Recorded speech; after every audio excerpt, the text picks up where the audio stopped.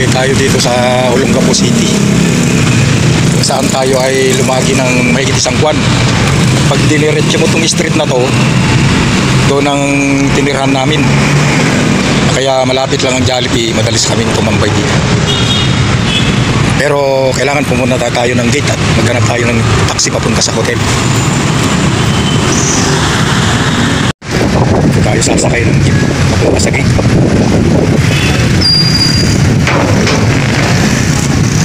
Paano may konting facelift ibang iba kung tayo ay nag-aahente ng encyclopedia dito tayo sasakay. Tawag din ng lumipas at pasakay na naman tayo ng jeep dito pa sa Olongapo.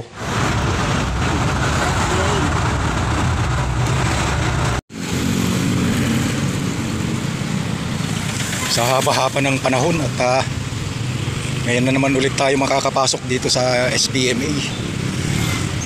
Ang huling punta natin dito ay bumabiyahe tayo ng pulp galing sa Balanga, Bataan.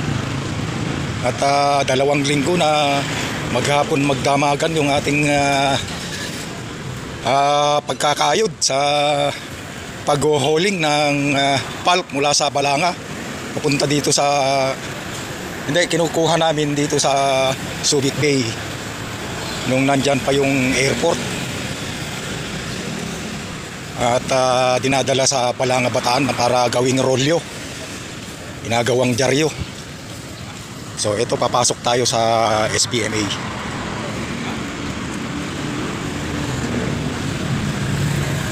At meron daw taxi dito papunta dun sa hotel na pupuntahan natin at maglalagi tayo ng 5 araw doon.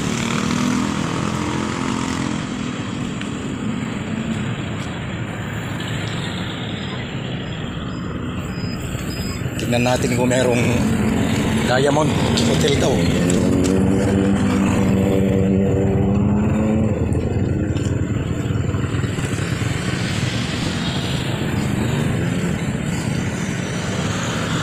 Kung pwede lang lakarin yung hotel na yan, lalakarin na lang natin. Kaya lang mukhang doon sa malapit sa bay talaga ito .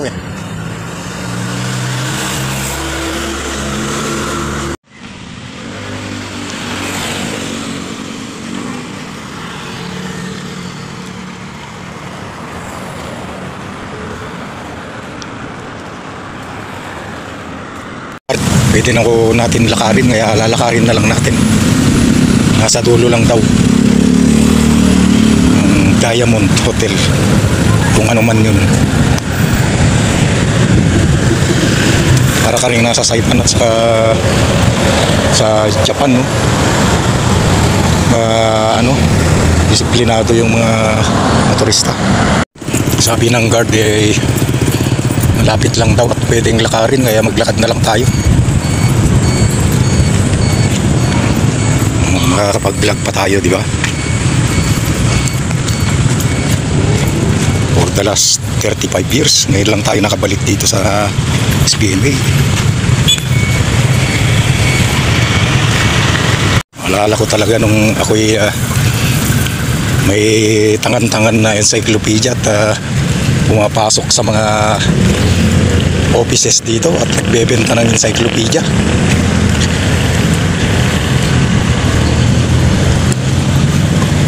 Ganun talaga buhay. Parang masayang alaala na lang mga yun, diba?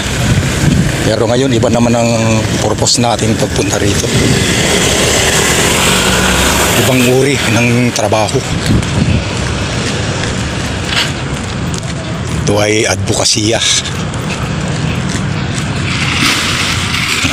Okay lang maglakad kasi may sipon ako at pag tayo ay pinawisan, mawawala na yung sikip sa ating ilong. Maya-maya nandito na yung mga kasama. 9 o'clock pa yata sila aalis sa Manila. Pero ako, pahinga na lang ako sa lobby, mag-chat-charts at mag-vlog-vlog. Diba?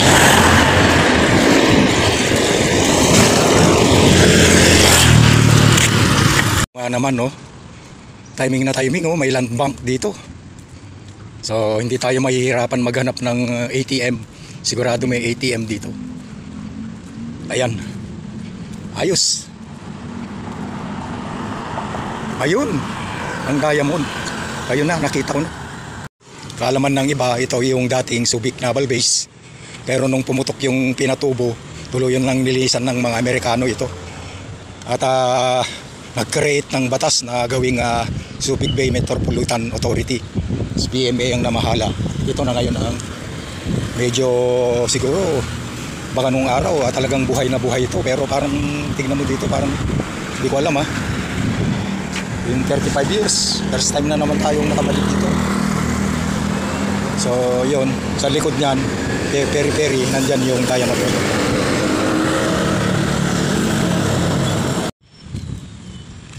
Yan ang ating hotel, Subic Bay Diamond. So dyan tayo ng 5 days para sa balitaktakan na naman. At syempre yung mga mapupulot nating aral dito mula dun sa mga inimbita na national government agencies and non-government organizations like Greenpeace. So dito tayo. Tingnan natin kung pwede tayong mag-check-in na. Sana para makapagpahinga naman. Grabe ang pagod natin sa biyahe, hindi ako makatulog. We just arrived here at the Diamond Hotel in Subic Bay. So mamaya pa raw ang check-in. Papahinga muna tayo dito pagkatapos ng magdamag na biyahe. Hindi ako nakatulog sa bus.